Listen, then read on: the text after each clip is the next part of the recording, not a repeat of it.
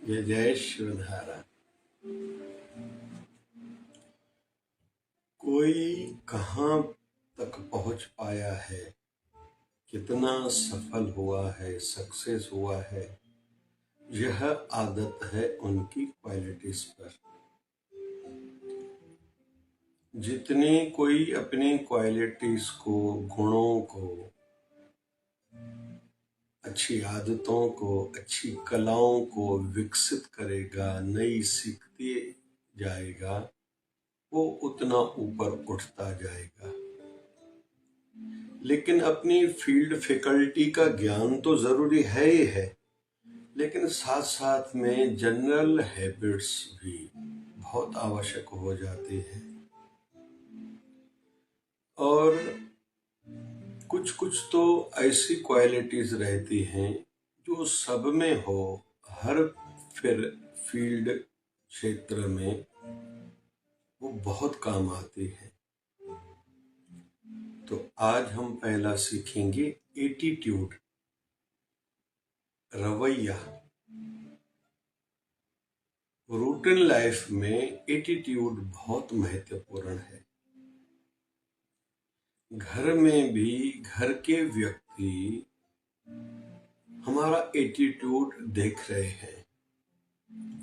माँ बाप सहन कर सकते हैं, पत्नी भी काम चला लेगी, बच्चे भी एक हद तक और एक टाइम तक गाड़ी चलाएंगे।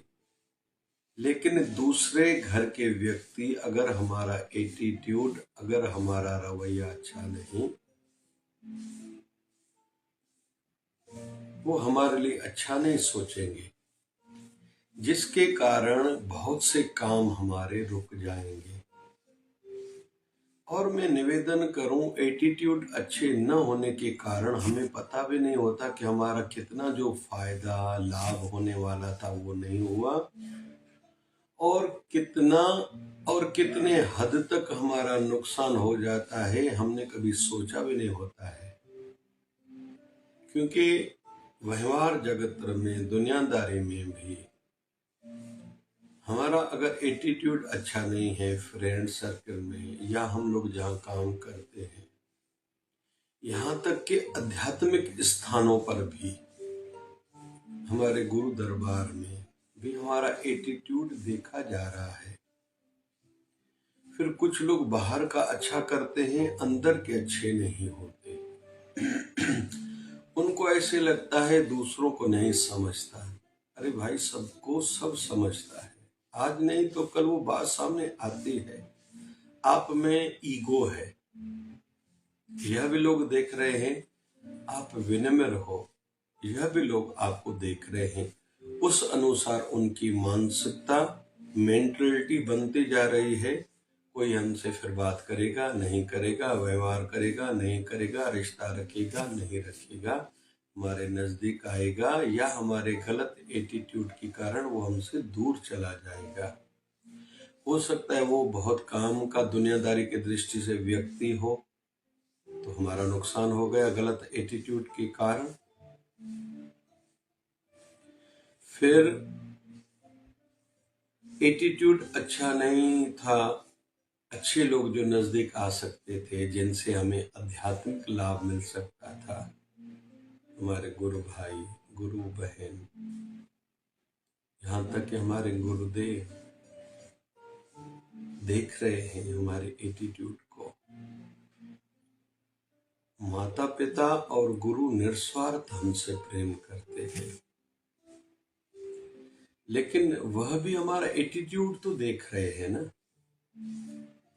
माँ बाप बचपन से अंदाजा लगा लेते हैं, ये बच्चा पढ़ेगा, ये नहीं पढ़ेगा, आगे चल के ये प्रॉपर्टी पर झगड़ा करेगा, ये नहीं करेगा। तो वो शुरू से मानसिकता बनाते जाते हैं। जो नहीं मांगेगा उनके लिए पहले से अलग एक व्यवस्था करते हैं, तरीका निकालते हैं। बच्चों को नहीं समझता। ऐसे ही सासू माँ समझ जाती, ये मेरी 3 बहू रानियां हैं, इनमें से अच्छी कौन सी है, ठीक कौन सी है और ठीक नहीं कौन सी है। तीनों के लिए अलग अलग मानसिकता भी से बना रही है। फिर लोग उनको गलत एक एंगल से देखते हैं, गलत समझते हैं कि हमारी सासू माँ अच्छी नहीं भैया, आपके एटीट्यूड, आपके रवैये के आधार पर उन्होंने ये निर्णय लिया है। हमारा बड़ा भाई, बड़ी बहन, हमारे चाचा चाची, मामा मामी, जो भी बुजुर्ग हैं, सीनियर्स हैं, हमसे काम करने वाले हैं, यहाँ तक कि घर के कर्मचारी, ऑफिस के कर्मचारी भी देख रहे हैं इनमें से सच्चा कौन सा है, अच्छा कौन सा है, ठीक कौन सा है और ठीक नहीं कौन सा है। वो अंदर ही अंदर में, बाहर का काम तीनों के लिए एक जैसा करेंगे, लेकिन अंदर में एक अलग भावना रखते हैं। और उनकी ही आशीर्वादें या बद्दुआएं से भी हमारे जीवन में फर्क पड़ता है। तो गुरु हमारे देख रहे हैं एटीट्यूड के आधार पर। जैसे कहते हैं कि गुरु अमरदास बाबा नानक देव जी के तीसरी पातशाही,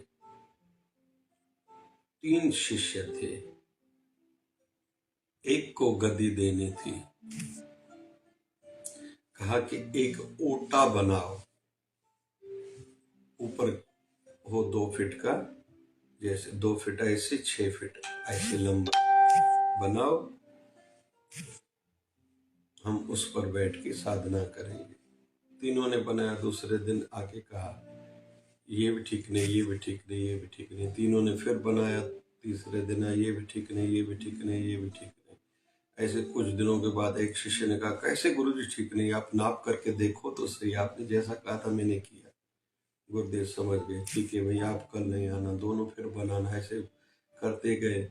कुछ दिनों के बाद दूसरा वाला भी थक गया। आप कैसे कह सकते हो, आपने जितना नाप कहा था आप नाप के देखो, उतना ही है, लेवल भी बरोबर है, ये भी है वो भी है। गुरुदेव ने कहा ठीक है। अंत वाला भाई जेठा, उनको फिर ऐसे कहते गए, रोज ये गलत है गलत है। रोज वो कहता था गुरुदेव मेरे ही काम में कोई कमी होगी, आप तो पूर्ण हो, आपकी कृपा होगी तभी मैं ठीक काम कर सकता हूँ। एक बार भी कभी भी नहीं कहा, शिकायत नहीं करी, आवाज नहीं किया कि मुझे समझता है मैंने ठीक किया, आपको नहीं समझ रहा है। एक दिन गुरु अमरदास ने गले लगाया। भाई जेठा जो कोहर छोले बेचने वाला था, उनको कहा कि आओ। आज के बाद उनको फिर दामाद भी बनाया, चौथी पातशाही भी बनाया, मतलब अपनी गद्दी पीठाधीश्वर भी बनाया। और नाम रखा रामदास। आगे चल के नाम पड़ा गुरु रामदास, जिनके नाम से अमृतसर का सरोवर है, रामदास सरोवर।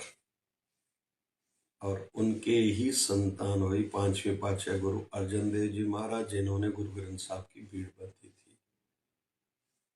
तो कहने का अर्थ है ये एटीट्यूड ही जांचा जा रहा था उनका, कि मतलब वो थक तो नहीं जा रहे, अपने गुरु को, अपने सीनियर को, अपने बड़े को गलत तो नहीं मान रहा।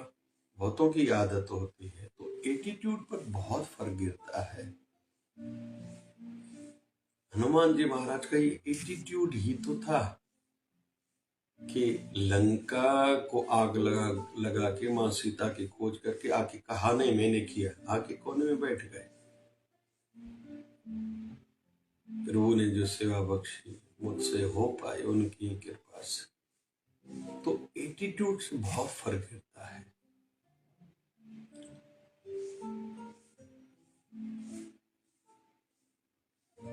केवट का एटीट्यूड ही था ना, बाहर दिखावे एटीट्यूड अच्छा नहीं था, भाव ऊंचा था। एटीट्यूड के कारण ही तो राम जी ने कहा था ना कि जब वनवास से लौट के आए सबको कुछ न कुछ दिया, लेकिन केवट को कुछ नहीं दिया और कहा कि तुम बस आते रहना, जब जब तुम आओगे मुझे बहुत अच्छा लगेगा। ये उसका एटीट्यूड ही तो था।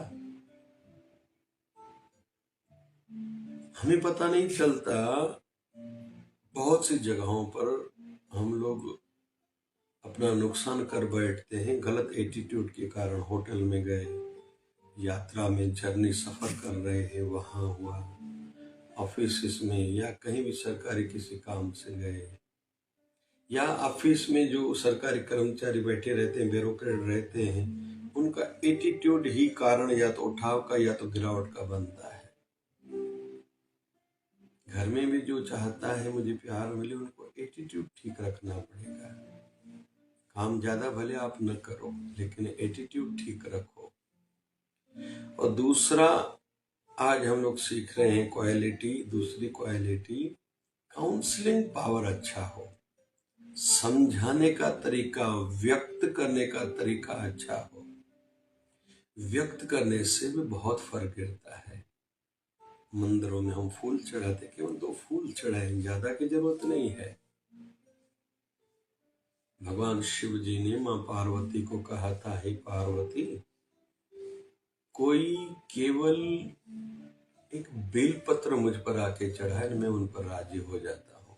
केवल एक जल की लोटी घर से तो लाए, उनके जीवन में शांति भर देता हूँ। हे पार्वती, कोई जल भी नहीं ला सके, केवल 2 फूल चढ़ाए भी मैं उनका स्वीकारता हूँ।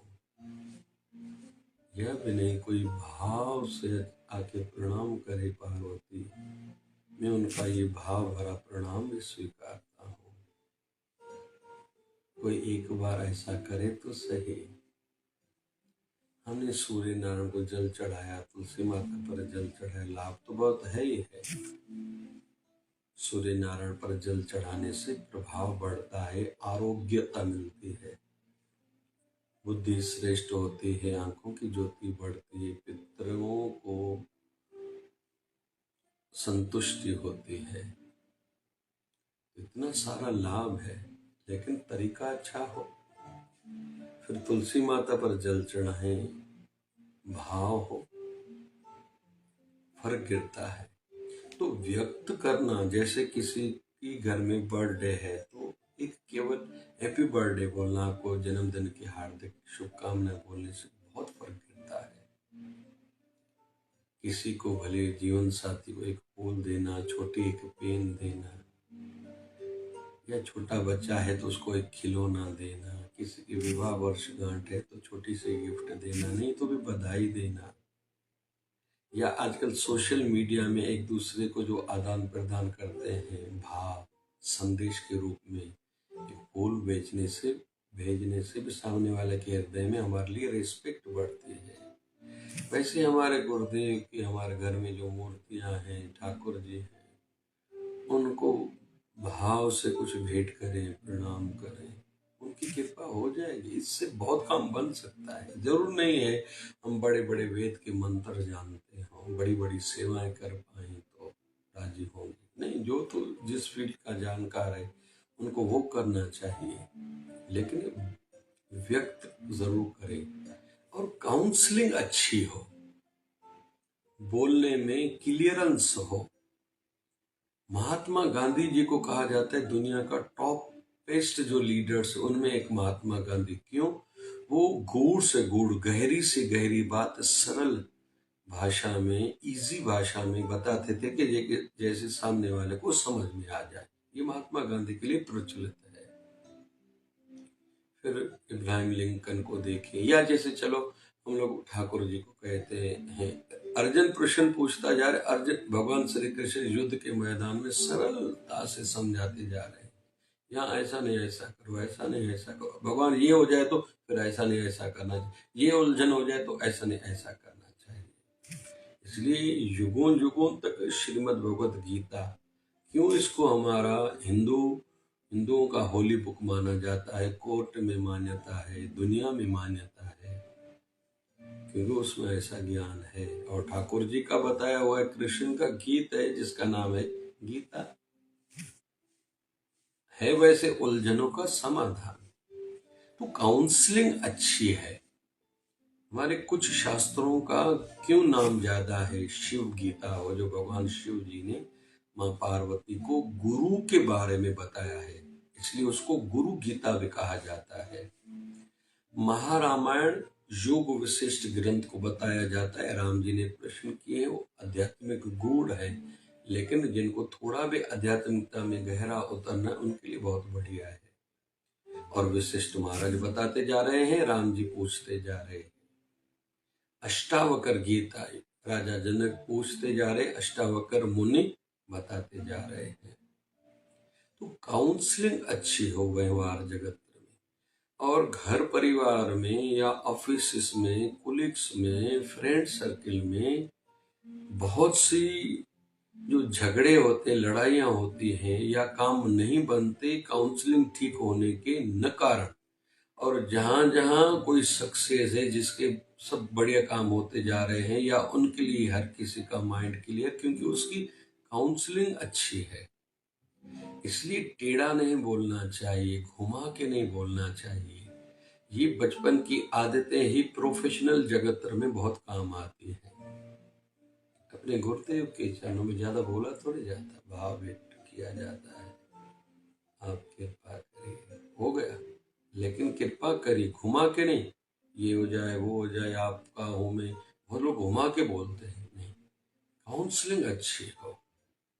अच्छी काउंसलिंग से भी जीवन का उत्थान होता है, बहुत सपोर्ट मिलती है। हमारे गुरुदेव भगवान भजन गाया करते थे, सत्संग किया करते थे। 1008 सदगुरु स्वामी शिव भजन जी महाराज, तो क्लियर बहुत रहता था, बहुत गहरा की विषय भी घुमा घुमा के नहीं, स्पष्ट बोलते थे। और कभी कभी लगता था गुरुदेव तो बहुत सरल सहज सामान्य बातें बोलते हैं, लेकिन जब अभी चिंतन होता है तो लगता था कितनी नहीं गहरी गूढ़ रहस्य भरी बातें हमें सहजता सिखा गए। सहजता से सिखाया इतने साल पहले, लेकिन अभी समझ में आ रहा है। तीसरा, जो महान लोग रहते हैं वो प्रोसेस पर नजर रखते हैं, एंड रिजल्ट पर नहीं। केवल परिणाम, केवल फल नहीं, कर्म पर नजर रखते हैं। मुझे क्या करना चाहिए, कैसे करना चाहिए, क्यों करना चाहिए, और कब तक करना चाहिए। 4 बातें। क्या करना चाहिए, अभी मुझे क्या करना चाहिए, जीवन की इस पड़ाव पर मुझे क्या करना चाहिए, फिर क्यों करना चाहिए। माइंड क्लियर हो। अधिकतर लोगों का माइंड क्लियर नहीं रहता। अरे भैया ये कर रहे हो, बोले हाँ, बोले क्यों कर रहे हो, पता नहीं क्यों दूसरे कर रहे थे। अरे दूसरे तो कुछ भी करेंगे तो तुम भी करोगे। दुनिया में पिक्चर पर जाने वाले भी मिलेंगे, सत्संग कथा में गुरु शरण में जाने वाले मिलेंगे, वो तो निर्णय आपको लेना पड़ेगा ना, आप कहाँ जाओगे। मांस मदिरा पीने वाले, खाने वाले, पीने वाले मिलेंगे, लेकिन गुरु प्रसाद खाने वाले भी, सेवा करने वाले भी आपको मिलेंगे, वो तो निर्णय आपको लेना है। तो प्रोसेस पर नजर हो, क्या करना है, क्यों करना है, कैसे करना है, कब तक करना है। प्रोसेस, प्रोसेस सीखा था हमने, हार्ड वर्किंग प्रोसेस में आ जाता है। अपनी फील्ड फैकल्टी का ज्ञान जरूर हो, और फल के लिए थोड़ा धैर्य हो, ये प्रोसेस में आ जाता है।